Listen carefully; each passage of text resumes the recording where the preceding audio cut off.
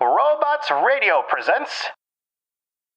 In 1982, director Steven Spielberg gave the world a magical adventure that captured the simplicity of childhood. In 2019, we try our first Islay Scotch. The film is E.T. the Extra-Terrestrial. The whiskey is Laphroaig 10. And we'll review them both. This is the Film and Whiskey Podcast.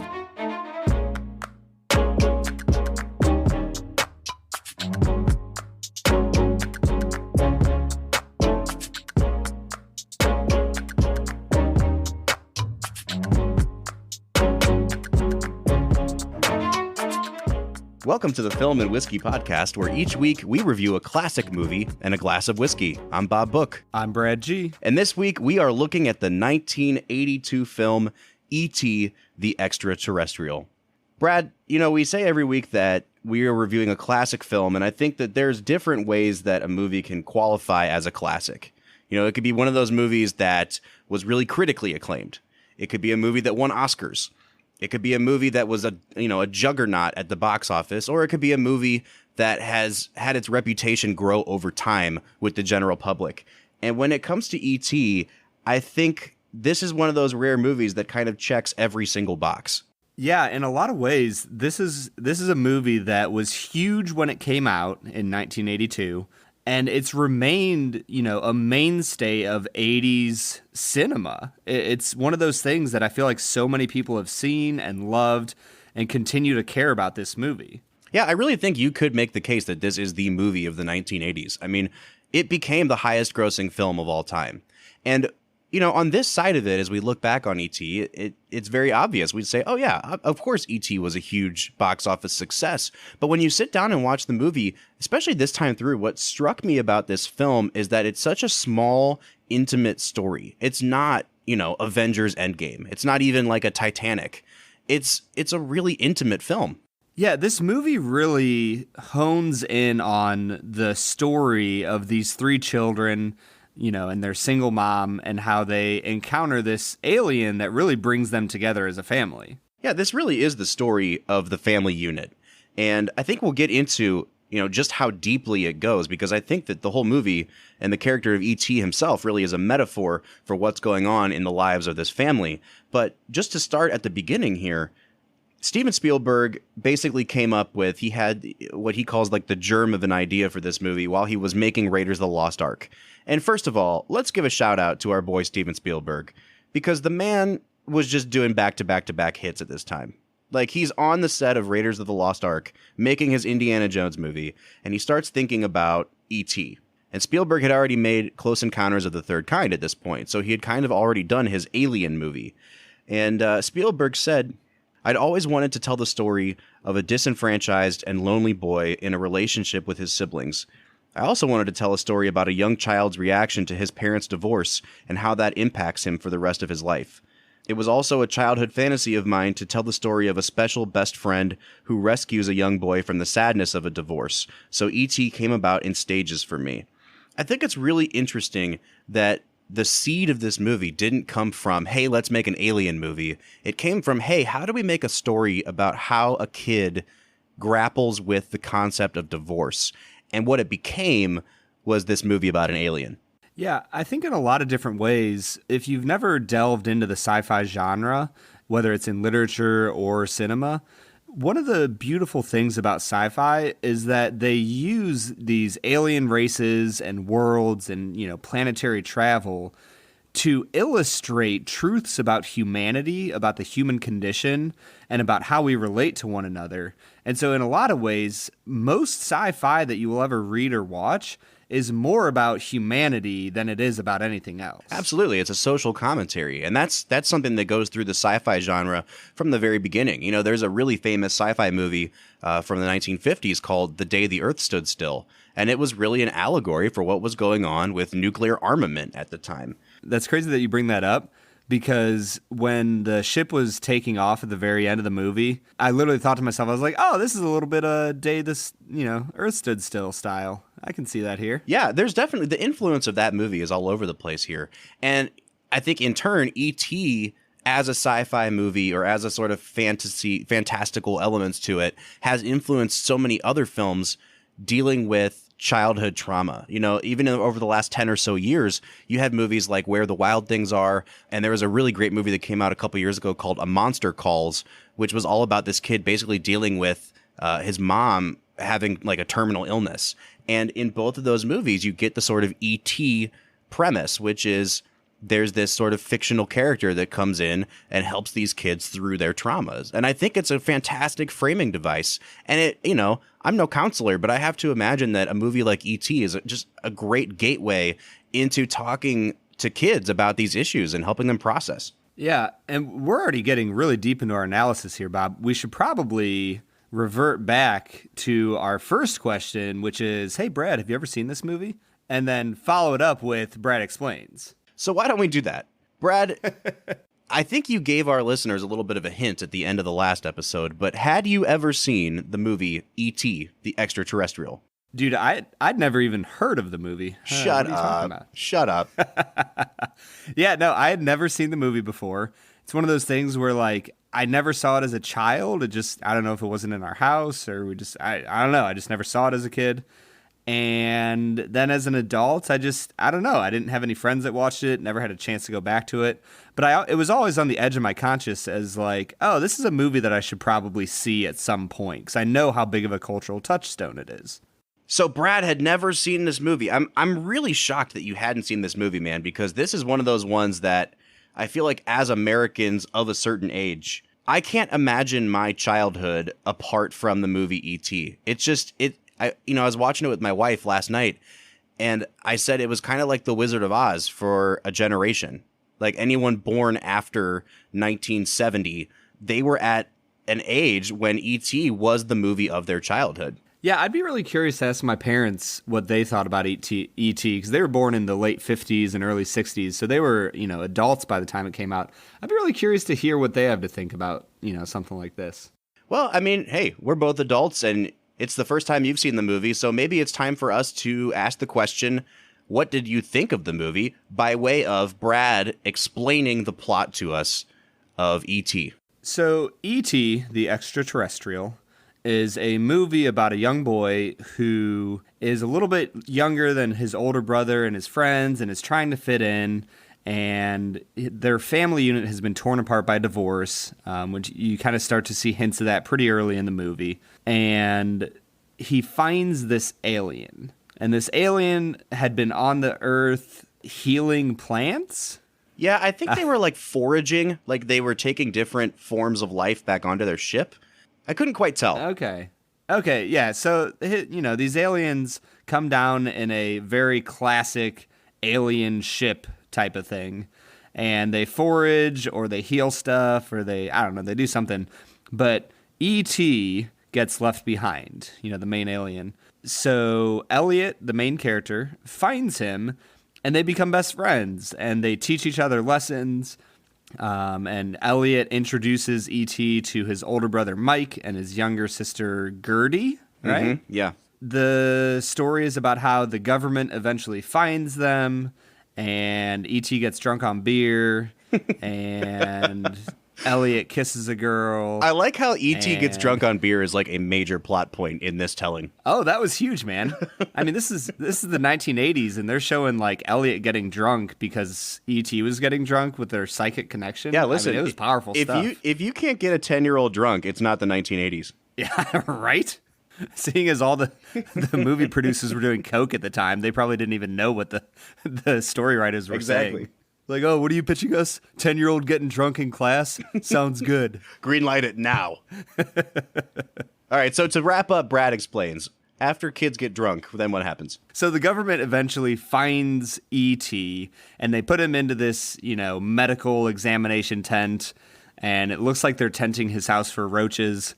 And E.T. dies, but then he's resurrected like Jesus, and they run away from the cops and send him back to his home planet.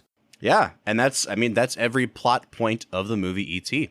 Nice job, sir. But especially Elliot gets drunk. Kids getting drunk. Yeah, that's absolutely crucial that we say that. So I want to start at the very, very beginning of the film. First thing you see is the title card for E.T. the Extra-Terrestrial. And this movie had such huge promotional tie-ins that I'm sure everyone knew going into the movie already what E.T. looked like, because his face was just everywhere. But what I love about what Spielberg does is he starts the movie off like a horror movie. The music that John Williams lays down in the background is this really eerie, like dissonant, keeps you off guard kind of music. You don't have any indication of what's going on. It's just black screen with text on it. And then the first, 10, 12, 13 minutes of the movie are basically silent. And a lot of it is seen from the perspective of this tiny alien. And you have no idea, like, is this thing a threat? Is this thing a protagonist? And Spielberg was leaning into his reputation because he had made, for a time, the highest grossing movie of all time, Jaws, which is a straight up horror movie. And we forget sometimes that Spielberg's roots are in the genre of horror. And I think it was brilliant because until Elliot not only finds E.T., but brings him into the house, you're still a little bit convinced as a viewer that things might go really, really wrong here. Yeah, I'm going to be honest with you. Those opening scenes kind of felt like a C-rate horror movie to me. Oh, interesting. They didn't flow very well. I will say, before I say anything else about this movie, I truly believe my favorite part of this movie was John Williams' music. Oh gosh, and we'll get to that because we can't not talk about John Williams' score. Yeah, for sure. But yeah, the opening 10 minutes of the movie, and this movie needs a remake, man. Like the animatronics of the time do not come across well in this movie. Bro, don't even start right now. Don't even start with me right now. We're not nitpicking yet, Brad. Okay, I'm just saying. You the need to opening save scene, it, bro. I struggled. I really struggled with the animatronics, and it just kind of felt like a C-rate, horror thriller film where they're like following this random thing around, and there's close-ups of truck headlights pouring through the woods, and we don't know what's happening, and dun dun dun, what's going to happen next? I just struggle with the opening a little bit. That's all. So here's my thing with the opening is that I remember as a kid, like the first 20 minutes of the movie for me were like unbearably boring. As an adult, I really appreciate what Spielberg is doing there because it's essentially like a silent film. I mean, so much of this movie happens without dialogue, and as a viewer, you're asked to kind of piece things together. And I don't think Spielberg does it in a way that confuses the viewer either. Like, you find out what you need to know about these aliens, about their culture, about what they're doing on their spaceship. When all of their little heart lights turn on, you understand that it's kind of like this homing beacon that they have inside of them. And you get all of that without a narrator having to tell you anything, without the aliens having to talk to each other and us get like weird alien subtitles. And I actually think it's really brilliant. And your point about like seeing the truck headlights and stuff, that's an intentional decision by Spielberg that you'll notice throughout the movie is that almost the entire movie is filmed from the vantage point of a child. Or from E.T., like someone small. Like, you see all of the adults from the waist down. And Spielberg actually said that he wanted it to be that way because he wanted to make sure that he kept Elliot in a position of power throughout the movie. And that the more he showed adults kind of towering over him or looking down on him, then you would lose Elliot, the main character, as a person who actually was the key to the movie. And so I think to establish that from the very beginning of the kid's eye view is a really, really cool touch. Yeah, and you see that especially in the frog scene where he's drunk and they're doing frogs. Okay, first off, what was going on in the 1980s that they were murdering frogs in front of children by putting chloroform? Yeah, seriously. We got our frogs like dead, straight dead. And like basically they were thawing. They were deep frozen. And like also this teacher walking around with a giant jar full of chloroform. Chloroform. Yeah. We live in a post Walter White era where biology and chemistry teachers do not have access to the meth making materials they once did. But putting all of that aside, I do agree with you that one of the movie's strength is its ability to hone in on Elliot and Mike and Gertie's point of view throughout, and through its use of cinematography, especially. Now, I want to point out, Brad, just for you and for our friendship, that I was really hoping that you would love this movie, and I was banking on the early scene where all of the teenagers are playing Dungeons and Dragons. Did you pick up on that scene at all? Oh, for sure, man. Yeah, like you said, the opening 10 minutes or so were kind of boring. Like I said, I struggled with them a little bit, and then you get into the kids playing D&D, and I was sucked right in. That dragged me in really quickly. Well, why don't we talk about the kids for a minute? Because this really is their movie. You know, there's a few adults in the movie that have major parts, and we'll get to them. But the three main actors of the film are Henry Thomas as Elliot, Drew Barrymore as Gertie, and Robert McNaughton as... Is it Michael? Is his name Michael? Yeah, Michael. They call him Mike and Michael at times. Okay, all right. So what did you think of the three main, basically child actors? Honestly, I loved Elliot. I think Elliot might have turned in the best performance of the three, but I liked Mike the most for some reason. There was something about his character that he's that older brother that everybody wants. That, like, yeah, he makes fun of you and kind of pushes you around a little bit. But when push comes to shove, he has Elliot's back. Yeah. He'll do absolutely anything for Elliot and for Gertie. And there's something about his loyalty that just sucked me into his character. I really loved Michael a lot. Yeah, I really appreciated him this time around, too, especially as an actor, because I don't know what age he was supposed to be playing, but he's probably playing a little younger than he was in reality. And I think he really captures that age, you know, in boyhood, where he's old enough to be playing on the football team, but he's still young enough to be able to believe in the power of this magical creature. He's right in between that stage of, you know, childhood and adulthood, of like innocence and basically becoming old and jaded. And I thought he played that dynamic really, really well. For sure. He really captures that essence of being a middle schooler where you're really trying hard to be an adult, but you still get sucked into childhood so easily. And he plays that extremely well. All right, let's talk about Drew Barrymore for a minute. You know, she was like, I think 6 years old when she made this movie. And, you know, obviously this movie kind of catapulted her to stardom, and she immediately started making terrible life choices because of the access to stuff she had from fame. But it's really cool to look back on this performance and where it brought us with Drew Barrymore even to today. I thought that she was adorable. I mean, and I think her character is only required to be adorable, but she really nailed it. Yeah, for being a child actress at the time, I think that there are certain lines that she delivers and you're like, oh, that's a kid actress. But then there's other lines that she delivers that are just absolutely on point. And you're like, oh, wow, I can see why she becomes a future star. Yeah, I mean, I have one line written down that I don't even know if I want to touch on it right yet because it's going to go so far into our analysis. But I will say that the emotion that she shows in the movie, and I think that all of the kids show in the movie, it's so genuine, and it's such a testament to the way that Spielberg directed these kids. You know, I've watched some of the behind-the-scenes clips, and he doesn't talk down to them. He just kind of explains to them, here's what you're going to do in the course of the movie. But then he'll also tell them, you know, this is where we're at in the story, and your friend E.T. is going to go away now. And as kids, these kids came to grow and love even this puppet, E.T., and you watch their genuine reactions happening on screen, and Spielberg is smart enough sometimes to just let the cameras roll and capture these moments, and I think they translate so well to the screen, and they really help drive home the emotional point he's trying to make. Yeah, I'm thinking especially of the scene when E.T. is dying and they have him in that weird little hospital room that they've, you know, set up in his house. Yep.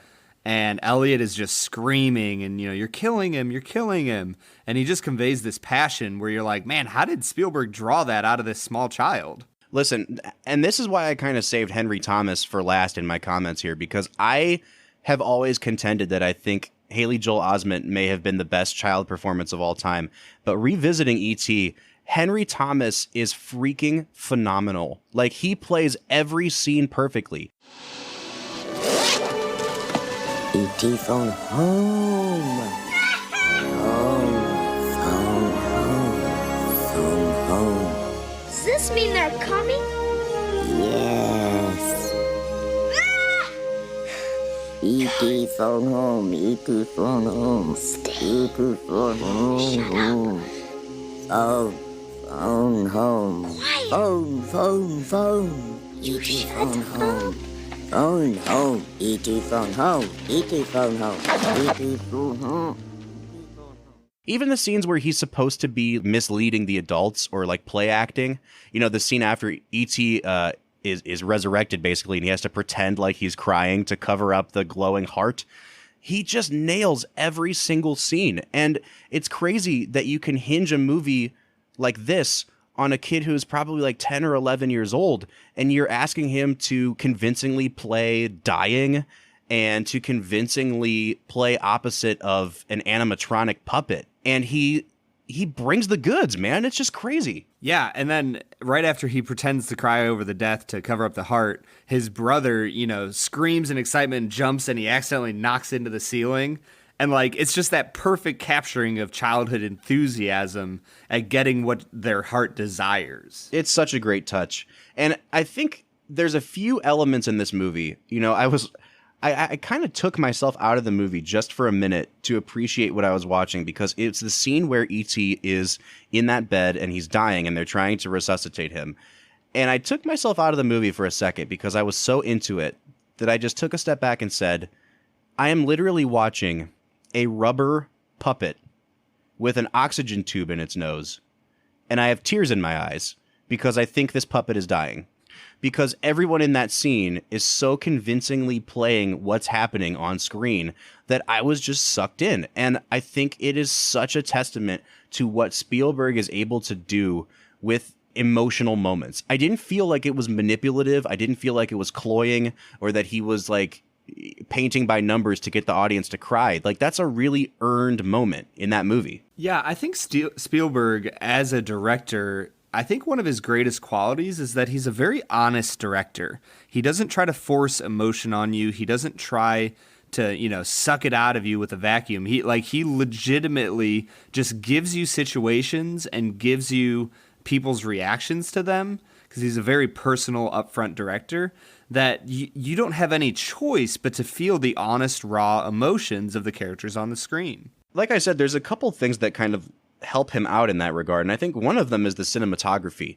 I didn't remember this movie being as beautiful as it is, because a lot of it has that sort of 1980s fog filter effect going on, but when you realize the way that they're lighting this movie is really purposeful, a lot of people are backlit. There's tons of silhouettes in this movie, and then there's other scenes where you can tell they're kind of trying to disguise the E.T. doll a little bit. And so they're playing with shadows, they're playing with light. But I was really struck by some of the shots in this movie. Those opening shots of E.T. wandering through the redwood forest were just freaking beautiful. And it's something that I didn't remember, and I think it's because, I first watched E.T. on a VHS tape that was panned and scanned, and, they cropped the aspect ratio down, and I was watching it on an old TV, and you don't quite get the beauty of the movie.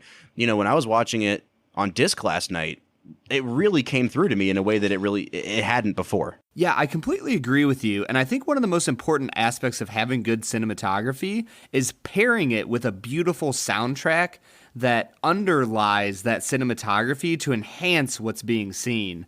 And we can't ignore how phenomenal John Williams is in this movie. Honestly, Brad, I think that there are other scores, like John Williams' score for Star Wars, where he's developing different themes for different characters. It's much more operatic. There's much more going on from a classical music standpoint. But top to bottom, this might be my favorite John Williams score. The music is just so beautiful and so moving, and it so perfectly captures, the feeling of flying, the feeling of childhood, that I don't know if he's ever topped it. Yeah, I would totally agree. Like you said, I think in Star Wars, he goes so deep into character-driven music, and I don't think he's ever done a better job with that than in Star Wars. But in this movie, he really does capture that soaring feeling of, what it would be like to be a child who has met an alien who has become your best friend and who you're now sailing through the sky with. I mean, it's really amazing, but even in the quiet moments, in the tender moments of the movie, he just kind of softly underplays what's happening with this music that is at once uplifting and sad. It's dissonant, but it's progressive. There's something about it that's just, it hits the right notes every single scene. And I love that Williams leans into the sort of creepy aspect at the beginning of the movie too, because it really does help make an atmosphere. At least it did for me.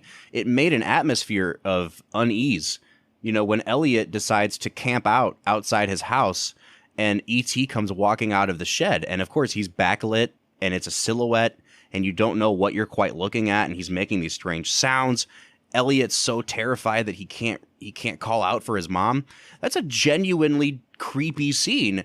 And Williams' music just enhances it that much more. For sure. We could probably talk about John Williams for the rest of the episode. But in order to do that, we should probably turn on over to our Laphroaig and give it a try. Let's do it, Brad.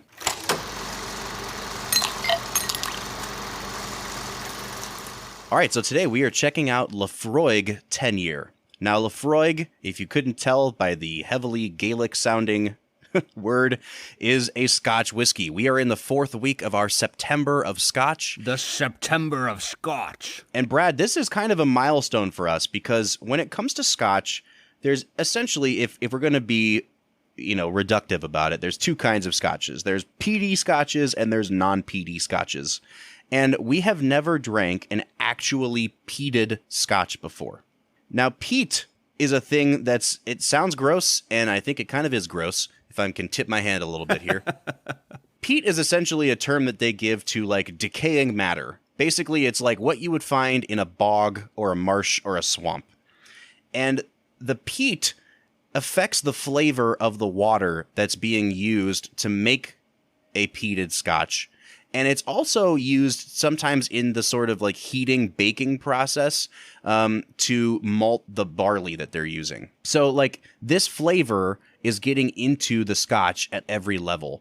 And basically what it smells and what it tastes like is just smoke.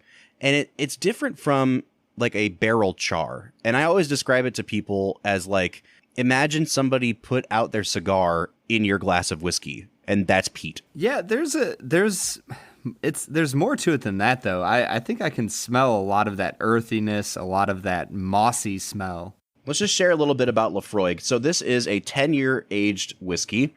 Laphroaig is what's called an Islay whiskey. It's spelled Islay, but it's not Islay, it's not Islay, it's Islay. And that is a region of Scotland where these heavily peated Scotches are really from. There's a few areas where they make peated Scotches, but if you have an Islay Scotch, chances are it's going to have this really heavy, smoky, peaty flavor to it. So, Brad, you have already been kind of previewing it. What are you picking up on the nose of this Laphroaig 10-year? Honestly, your first blast is peat. It's that mossy, earthy, punchy in the nose kind of smell. But underneath it, you can smell Scotch. So we've tried about 4 or 5 Scotches now throughout the entire, history of the podcast. And all of them have been a little bit sweeter versions of what we're about to drink.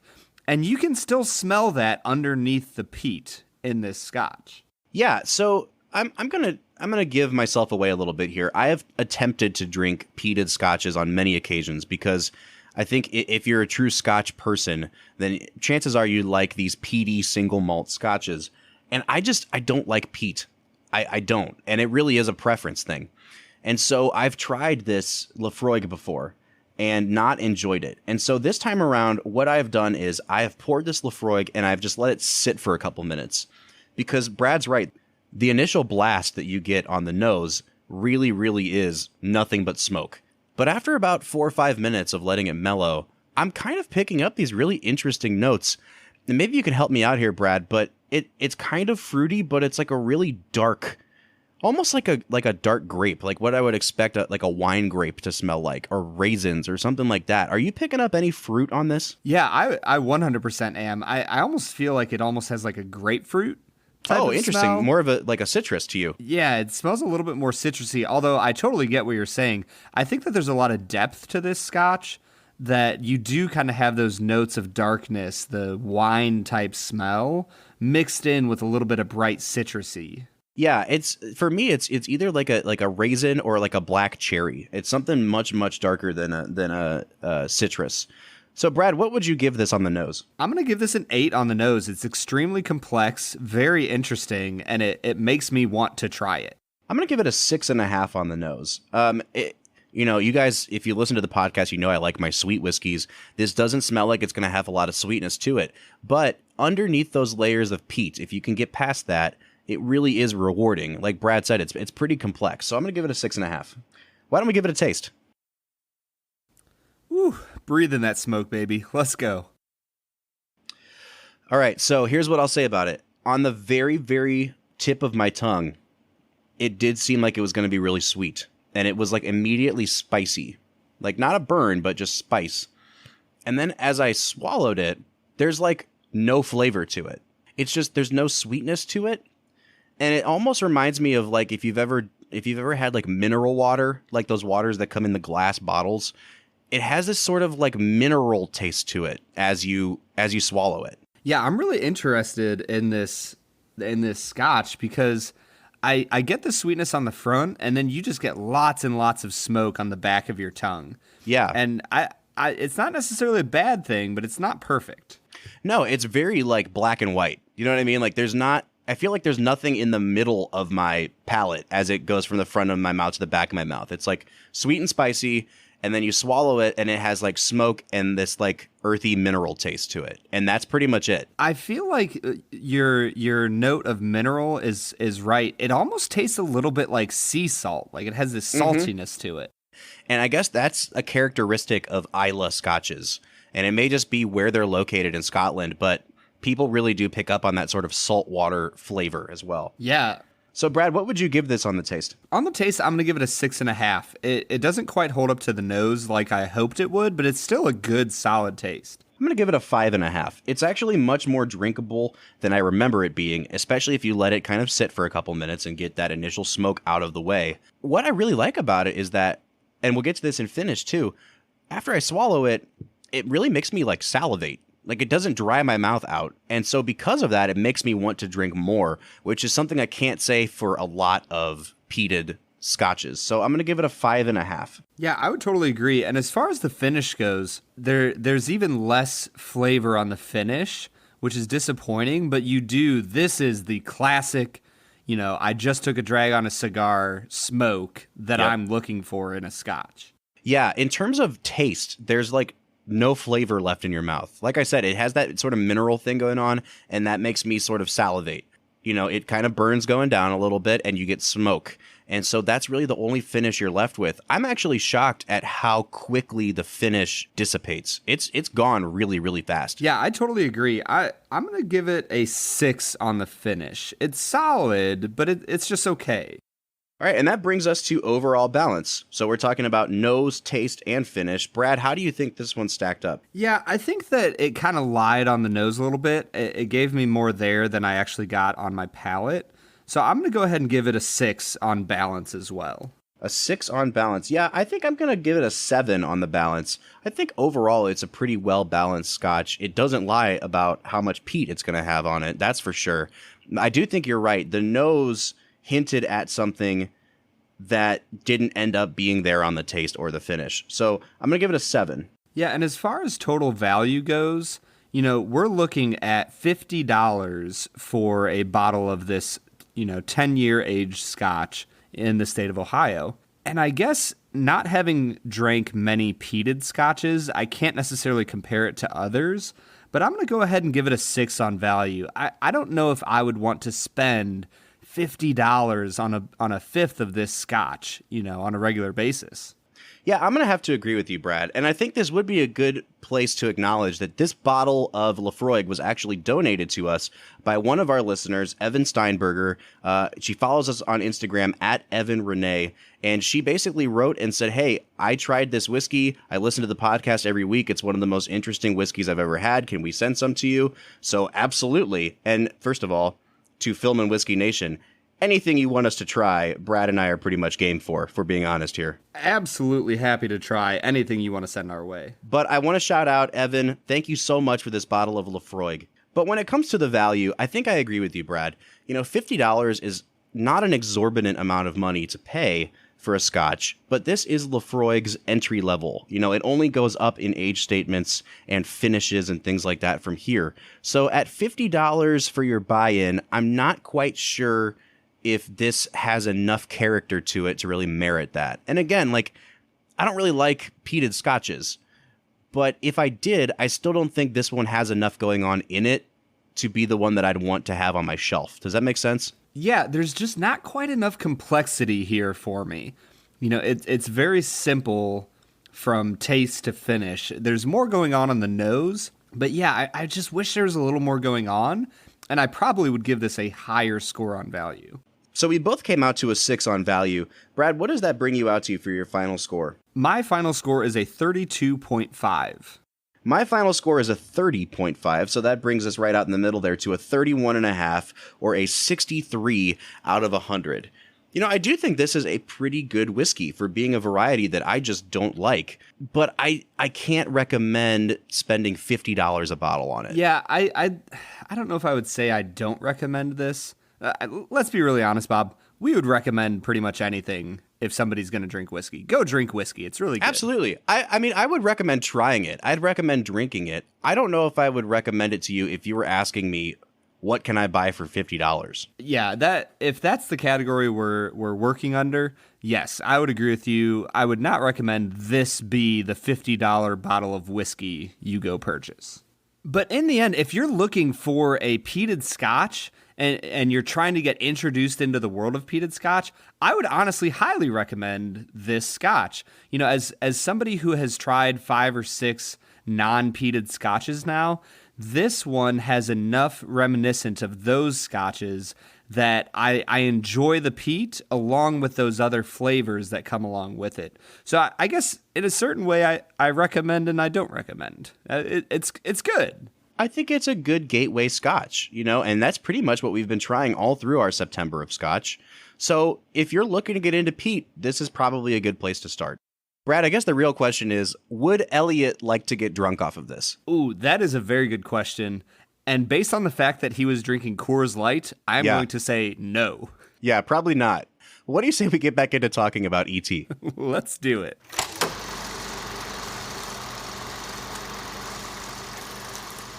All right, so that was Laphroaig 10 Year. I think we're going to continue sipping on it as we finish out the episode today. Brad, I have told you to hold your tongue long enough. I think that I'm finally ready to hear your nitpicks about E.T. the Extra-Terrestrial, but just be aware that if you nitpick too hard, you're going to hear it from me. So there's a lot of problems with this movie. What? A lot? Oh, yeah, dude. What? Oh, gosh. All right, this is coming from the guy. I'm already going to start. This is coming from the guy who thinks Star Wars is like a nearly perfect movie. Yeah, Star Wars is a phenomenal movie. It blows E.T. out of the water. Oh, gosh. All right, let's hear your stupid nitpicks, Brad. Okay, and honestly, my nitpicks with the movie actually come back to what we talked about earlier as the strength of the film, being the fact that it is filmed largely from a child's perspective. And while I 100% agree that by doing it that way, Spielberg gives a strength to Elliot and Mike and Gertie's character that you wouldn't have had otherwise, I think that there's so many drawbacks to that style of filmmaking that it makes this movie so daggone confusing. Like, I never know what's going on. I never know why people are doing things. Like the government coming in and just, you know, tenting the house like they have cockroaches out of nowhere. It's just so confusing. And the second half of the movie especially just devolves into this madness. And it doesn't work for me because you never get an adult's perspective. I just think that the movie falls apart in a lot of ways in the second half. That's so fascinating to me because honestly, if there was a part of the movie that I think could use some work, it would be the first half of the movie.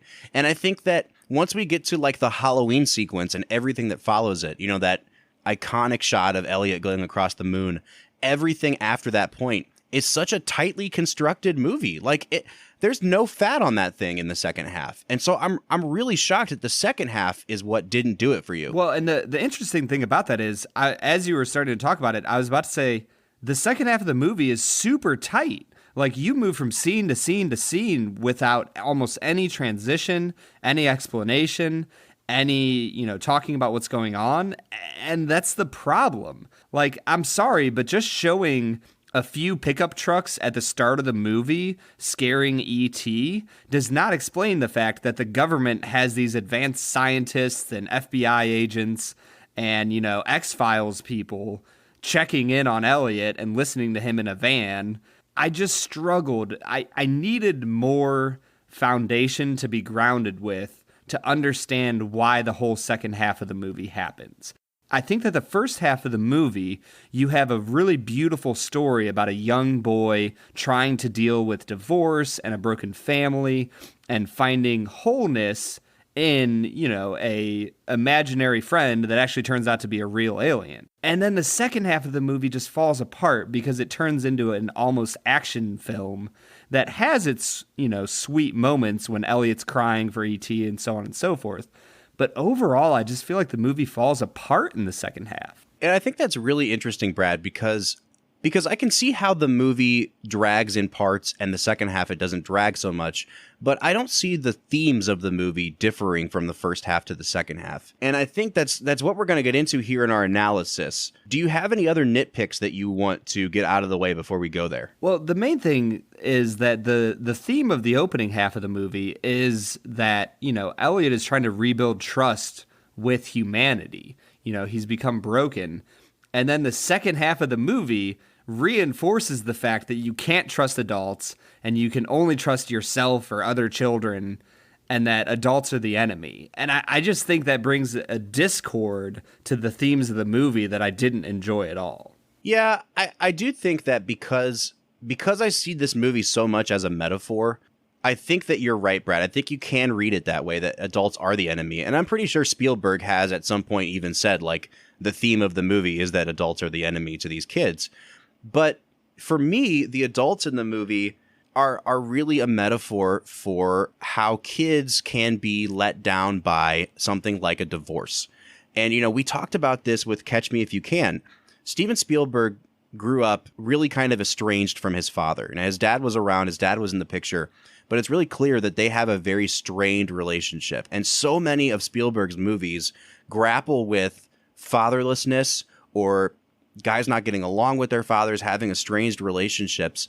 And I think the parents, the adults in this movie really are a metaphor for how adults can mess kids up. Yeah, it's interesting because you see the mom as a protagonist in a lot of ways throughout the movie.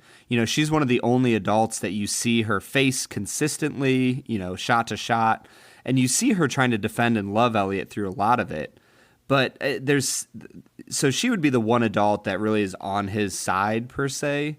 But I don't know if I like the rest of that theme. And it really goes along with the 1980s, stick it to the man. The adults are they're out to get us. Who are you to tell us what to do? And I don't like that theme, that trope as a whole. Yeah, I see this particular movie, I see less as kids need to rise up and like parents are dumb and let's overthrow them, as much as it is like, I think everyone in this movie is portrayed as trying their best. When we finally see the face of the guy who has been pursuing E.T., played by Peter Coyote, we think that he is a villain, and Spielberg lets us see that no, he's actually a human being. But the way that children's minds can make the creepy old man down the street into a villain, like how it was with To Kill a Mockingbird and the Boo Radley house, I kind of saw it more like that. And the fact that the adults can come in and bring upheaval into Elliot's life, for me, that's really a metaphor of what divorce does to a kid's psyche. And so, I mean, if I could just talk about that for a minute, I think the way to read this movie, and I think it answers all of your questions, Brad, is to read this movie as how divorce introduces a new element into the lives of everyone that it affects. E.T., like the creature, the alien E.T., is a direct metaphor for the father-son relationship that Spielberg is trying to tell us.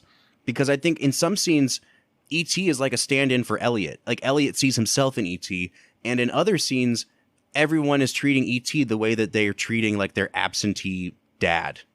E.T. like really represents Elliot's need for a parental figure.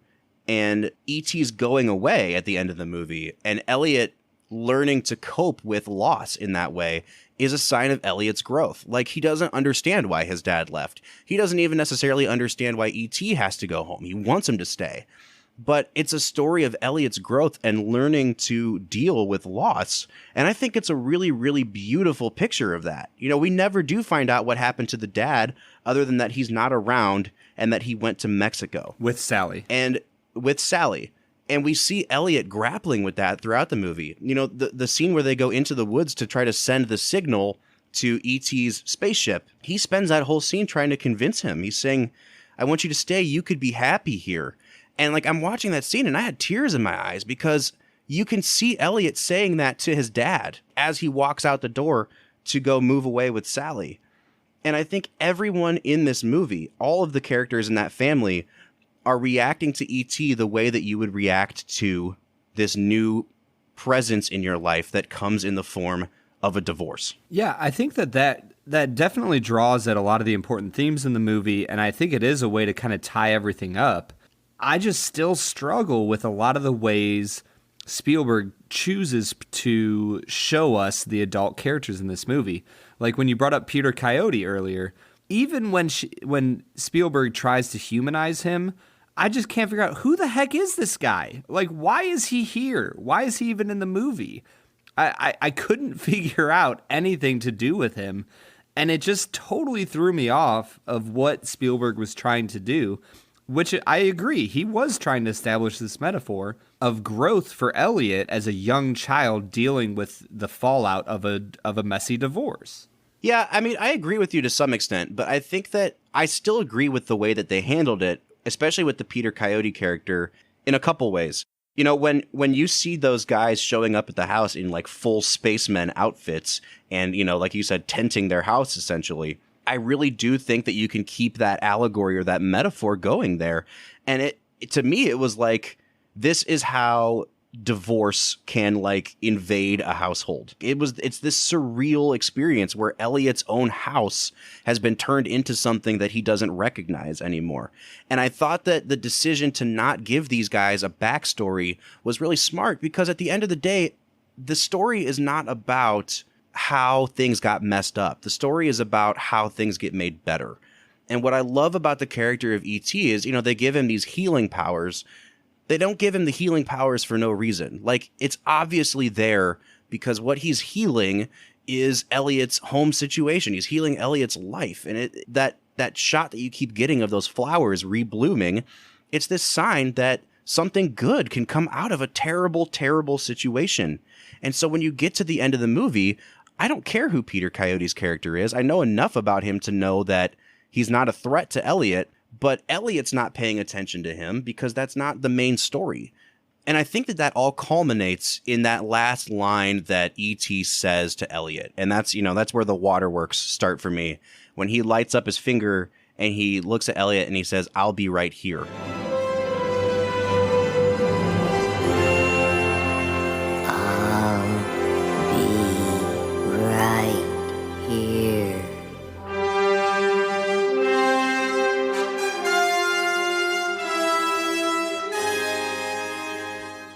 Because to me, like, those are the words that Elliot needed to hear from his dad that's not there anymore. And that really completes the whole picture for me. That's the moment that Elliot gets closure. That's the moment where you finally understand where the story has been going this whole time. It's this kid learning to deal with the divorce of his parents, learning to find a relationship and intimacy again, and learning how to cope with loss and move on. And I think, honestly, it is such a beautiful picture. Yeah, I think when you talk about the themes of the movie in that way, you can see the beauty of the movie, but I didn't get that when I was actually watching the film. And that's my big struggle with this movie, is that I feel like it's too convoluted. There's too many moving parts in the second half, you know, and not in the sense that it's not tightly cut, because it is. There's no fat on it, like you said earlier. But there's just too much going on. You know, why are the other three kids or two, you know, young boys suddenly riding their bicycles with them? And why are they getting 4 to 5 second, you know, face shots on camera at the end of the movie when you should be just paying emotional attention to Elliot and Mike and Gertie? There's just stuff happening in this movie that I go, man, Spielberg nails it in certain parts and just completely whiffs on other parts. And I really struggle with it. I'm seriously shocked that you're struggling so much with it. But I guess to some extent, I probably shouldn't be shocked. This movie was nominated for 9 Oscars. It won 4. It was so highly regarded in the moment. But today, when you go on to IMDb, this movie only has a 7.8. And I was kind of floored that this movie is nowhere in the top 250. And I mean, Brad, I don't know what your score is going to be yet, but I think it's probably fair to say that you at least expected this movie to be in the top 250 on IMDb. Yeah, I actually went and looked it up afterwards to see what it was, and I wasn't surprised to see it at a 7.8. I don't think, and I said this earlier in the movie, and you told me to go kick rocks, but the animatronics have not aged well. E.T. looks like poop, bro. E.T. looks like poop. That's the quote from this episode, folks. Oh, for sure. Yeah, I mean, even on Rotten Tomatoes, this has a 98% score from the critics, but a 72% score from the audience. What? 72? Yeah. And that's crazy. That's from 32 million user ratings. I am watching a different movie, I guess. And Brad, I want to hear what your final score is, and I want to hear if you would recommend. Bob, I am going to give E.T. a 6 out of 10. Brad, a 6? Bob, it's not that great of a movie. I feel hurt inside. I feel like if my heart could light up like E.T., it would only like dimly light up right now because I am so hurt emotionally by the fact that you do not like this movie. Yeah, I mean, I like the movie well enough. It's okay, but it's just okay. Wow. I feel like you're probably sitting there right now, white and ashen like E.T. as he's dying. Yeah, I'm basically laying in a ravine with a raccoon around my ankles. Bob, what score would you give this movie? Brad, this is a rare movie for me in that, you know, I do think I understand some of your nitpicks. I think that the scene of Elliot getting drunk definitely doesn't play well in 2019. But even then, I can see how that scene feeds the central metaphor because the mom thinks Elliot drank a bunch of beers as a result of not being able to cope with divorce. This movie, when you look at it through the lens of trauma and healing, I think is such a beautiful picture. John Williams' score, Steven Spielberg's direction. It's a nearly perfect movie, in my opinion. And I'm giving this movie a 10 out of 10. Oh, wow. Why are you laughing? A 10 out of 10? Bro, this is an all-timer for me. This is a great, great film. It's ranked number 24 or 25 on the AFI's top 100 list. Wow. Like, it's not like this movie just snuck in.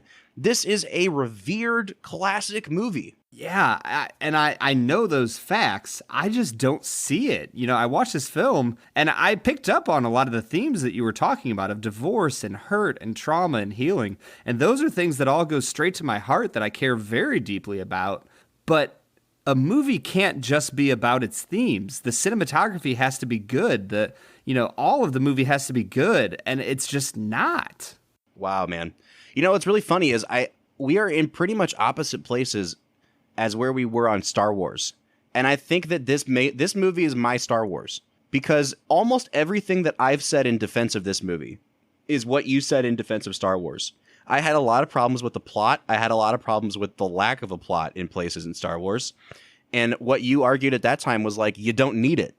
And I think that's how I feel about E.T. And it's really funny to be sitting on the other side of it now because I'm like, how do you not see what I see in this movie? See, if you really want to go back into Star Wars, we can get right back into it, and I can tell you how you're wrong about the things you just said.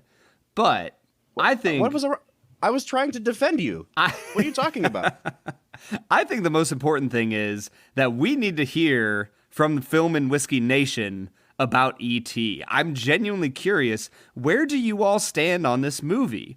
You know, where are you coming from? Do you see the trauma and hurt and pain that Bob is talking about? And is that something that makes you want to say, man, this is a 10 out of 10? Or do you kind of see where I'm coming from, where there's a lot of issues with this movie that haven't held up well over the years? And you go, yeah, it's a fine movie, but it's not great. Or are you splitting the difference? Our average, Brad, is an 8 out of 10. And I think, honestly, most of America probably falls somewhere in that category. You know, an 8 is a really, really good movie. So I'd like to hear what people say. And I'd like to also do a poll where we find out whether I should even continue doing this podcast after Brad gave E.T. a 6 out of 10. That seems like a very wise thing to do, Bob. So, Brad, if they want to give us feedback, where can they find us on social media? On all of the major social media platforms, you will find us at Film Whiskey with an E. At Film Whiskey with an E, or you can give us a call on our call-in line. We'd love to get your voicemails and play them on the air. Please rake Brad over the coals for any of his ratings on any of our movies. I would love to play those.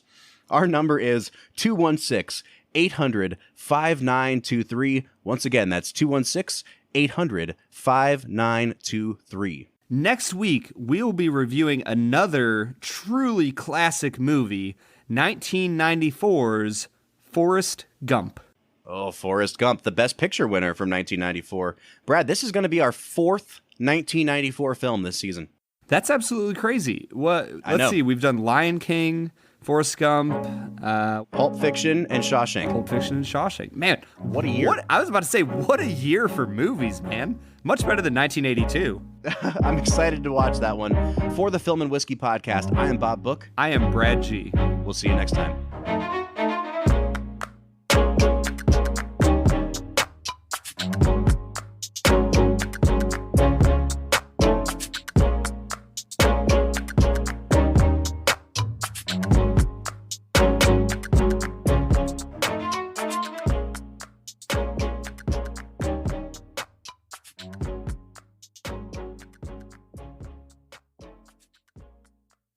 The definition of a cryptid is an animal that has been claimed to exist but never proven to exist.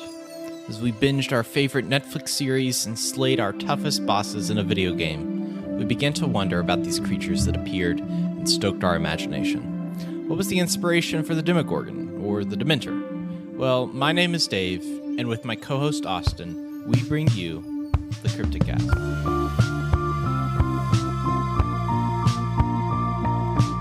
Every other Wednesday, we will bring you some information about our favorite modern cryptid. From TV to movies to video games, we explore nerd culture through the lens of extensively suspicious knowledge in cryptozoology. Find us on your favorite podcast service under the name The Cryptid Cast, and follow us on social media at _Cryptid Cast. Come join the growing community of Cryptomania.